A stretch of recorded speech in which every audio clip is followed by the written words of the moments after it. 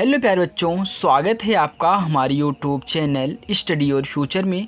तो बच्चों, आज की इस वीडियो में हम जानेंगे त्रिभुज की परिभाषा और प्रकार, वो भी कोणों के आधार पर। यानी कि कोणों के आधार पर त्रिभुज कितने प्रकार के होते हैं, उनकी परिभाषा क्या होती है, सब कुछ अच्छे से यहाँ पे डिटेल में आपको बताने वाला हूँ। मैंने पिछली वीडियो में बच्चों बताया था कि भुजाओं के आधार पर त्रिभुज के प्रकार।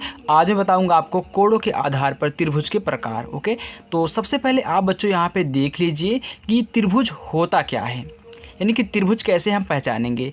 तो त्रिभुज तीन भुजाओं से बनी बंद आकृति को त्रिभुज कहते हैं। यानी कि कोई तीन भुजा हो और तीनों एक बंद आकृति में हो, वह आपका क्या कहलाता है, त्रिभुज कहलाता है। जैसे मैंने देखिए यहाँ पे लिया है एक त्रिभुज, इसमें देखिए तीन भुजाएं हैं। तो एक भुजा हमारी AB है, दूसरी भुजा हमारी BC है, तीसरी भुजा हमारी क्या है, AC है। ओके, ये क्या है, A है। अब देखिए ये क्या है, तीनों भुजाएं हैं और तीनों देखिए बंद हैं, कहीं भी खुला नहीं है। अगर खुला रहेगा तो त्रिभुज नहीं होगा। देखिए मैंने यहाँ पे डिटेल में आपके लिए लिखा है। देखिए ये जो पॉइंट्स होते हैं, जो कोने कोने निकले हुए होते हैं, तो इन कोनों को हम क्या बोलते हैं, इन कोनों को हम बोलते हैं बच्चों शीर्ष। क्या है, शीर्ष हैं। तो त्रिभुज में कितने शीर्ष होते हैं, 1 2 3। तो तीन कोना तो तीन शीर्ष। और देखिए कोण कितने होंगे, 1 2 3। जहाँ पे दो भुजाएं मिलती हैं, जहाँ पे दो किरणों का झुकाव होता है, वहाँ पे कोण बनता है। तो यहाँ पे देखिए ये दोनों भुजाएं मिल रही हैं। एक कोण आपका A है, दूसरा कोण A है, तीसरा कोण A है। यानी कि आपकी तीन भुजाएं और तीन कोण और तीन शीर्ष होते हैं। तो भुजाएं आपकी A हैं, A हैं, A हैं, शीर्ष आपके ये तीनों हैं और कोण आपके ये तीनों हैं। ओके, तो अब मैंने यहाँ पे देखिए लिख भी दिया है, आप अच्छे से इनको नोट कर लीजिएगा। इससे यहाँ देखिए एक त्रिभुज है, एक भुजा, दो भुजा, तीन भुजा, तीनों एक बंद आकृति हैं। ये क्या है, त्रिभुज है। चलिए आगे देखिए। आगे यहाँ देखिए थोड़ा सा मैंने डिटेल में समझाया आपको। यहाँ भी एक त्रिभुज है, लेकिन 1 2 3 तीन भुजाएँ तो हैं, लेकिन ये क्या है, एक बंद आकृति नहीं है, इसलिए त्रिभुज नहीं होगा। ओके, ये सभी त्रिभुज हैं। जब बंद आकृति होगी तो त्रिभुज होंगे, अगर बंद आकृति नहीं है तो त्रिभुज नहीं होगा। चलिए देखिए, नोट में मैंने लिखा है त्रिभुज में तीन भुजाएं, तीन कोण और तीन शीर्ष होते हैं, ये याद रखना।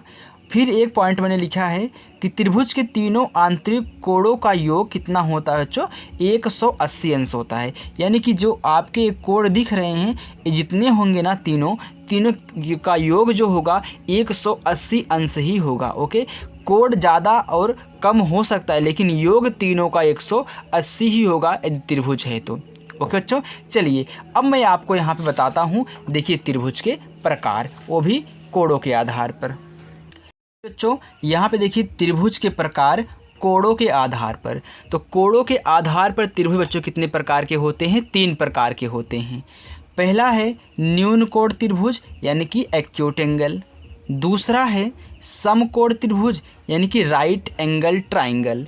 तीसरा है अधिक कोण त्रिभुज, यानी कि ऑब्ट्यूस एंगल। तो मैं एक एक को बारी बारी से लेता हूँ, उनकी परिभाषा आपको अच्छे से समझाता हूँ। तो पहला हमारा है न्यून कोण। तो देखिए न्यून कोण, तो न्यून कोण क्या होता है, न्यून कोण त्रिभुज। तो न्यून कोण त्रिभुज जो है, जिस त्रिभुज का प्रत्येक आंतरिक मतलब अंदर वाला आंतरिक कोण 90 अंश से कम हो। यानी कि जो आंतरिक कोण है वह 90 अंश से कम होने चाहिए। अगर 90 अंश से कम होता है तो उसे न्यून कोण त्रिभुज कहते हैं। यानी जैसे मैंने यहाँ पे एक त्रिभुज बनाया है और देखिए तीनों जो कोण हैं वह 90 अंश से क्या है, कम है। 60 है तो 90 से कम है, 60 है 90 से कम है, 60 है 90 से कम है। योग तो तीनों का 180 ही होगा, लेकिन जो कोण होंगे प्रत्येक 90 अंश से कम ही होंगे। 75 का बनेगा तभी कम ही होगा। ओके, तो यहाँ देखिए जैसे बन गया 105 डिग्री का, तो क्या एक न्यून कोण होगा, नहीं। न्यून कोण A है, A नहीं है। क्यों, क्योंकि कोण जो है 90 अंश से ज़्यादा हो गया। अगर 90 अंश से कोण ज़्यादा हो गया तो आपका क्या हो जाएगा, यहाँ पे न्यून कोण त्रिभुज नहीं होगा। चलिए अब देखिए बच्चों, जो हमारा दूसरा है, मैं यहाँ पे लेता हूँ समकोण त्रिभुज।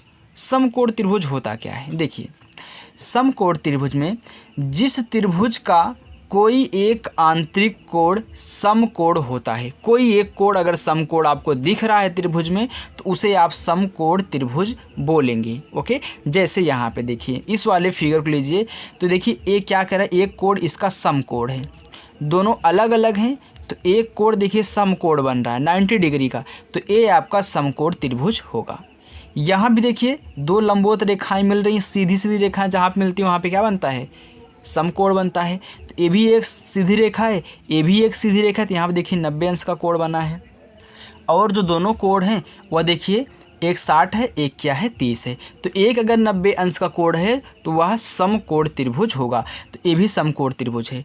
अब यहाँ पे देखो क्या ये आपको दो सीधी रेखाएं एक दूसरे को काटती हुई नज़र आ रही हैं। इस यहाँ पे एक सीधी रेखा, ए भी सीधी रेखा, ए सीधी रेखा, ए भी एक सीधी रेखा। तो यहाँ पे देखिए एक सीधी रेखा है लेकिन काट रही है वो तिरछी है। अगर यही सीधी होती तो 90 अंश का कोण बन जाता और समकोण त्रिभुज हो जाता, लेकिन यहाँ पे देखिए तिरछी हैं तो यह एक समकोण त्रिभुज नहीं है। ओके, एक सीधी रेखा अगर दोनों साइड से मिल रही हैं, यह एक सीधी है यह एक सीधी है तो 90 अंश का कोण बनेगा। अगर एक कोण 90 अंश का है तो समकोण त्रिभुज होगा। ओके, चलिए अब आगे देखिए, नेक्स्ट हमारा तीसरा है अधिक कोण त्रिभुज। तो अधिक कोण त्रिभुज कैसे पहचानेंगे, जिस त्रिभुज का कोई एक आंतरिक कोण 90 अंश से अधिक होता है, यानी कि कोई भी एक कोण अगर 90 अंश से अधिक है तो वह उसे आप अधिक कोण त्रिभुज बोलेंगे। जैसे यहाँ पे आप देख सकते हैं ये जो कोण है 90 डिग्री का कोण तो ऐसे बनता है, ऐसे सीधी रेखा बनता है ना, ये तो 90 है, लेकिन क्या है 90 से अधिक है तो यह एक क्या है, अधिक कोण त्रिभुज है। 90 अंश से ये भी अधिक बन रहा है, ये क्या है, अधिक कोण त्रिभुज, क्योंकि 90 अंश का कोण ऐसे एक सीधी रेखा बनती है ऐसे ऐसे, तो 90 अंश देखिए ये वाली रेखा 90 से अधिक है, ये भी 90 से अधिक है, तो ये क्या है, अधिक कोण त्रिभुज है। ओके बच्चों, तो यहाँ पे हमने कोणों के आधार पर तीनों त्रिभुजों को देख लिया। तो बच्चों हमें ये बताइए कि हमारी ये वीडियो आपको कैसी लगी। अगर बच्चों हमारी वीडियो अच्छी लगी हो तो प्लीज़ वीडियो को लाइक ज़रूर कर देना और चैनल पर नए हो तो चैनल को सब्सक्राइब कर लेना। Okay, thank you for watching.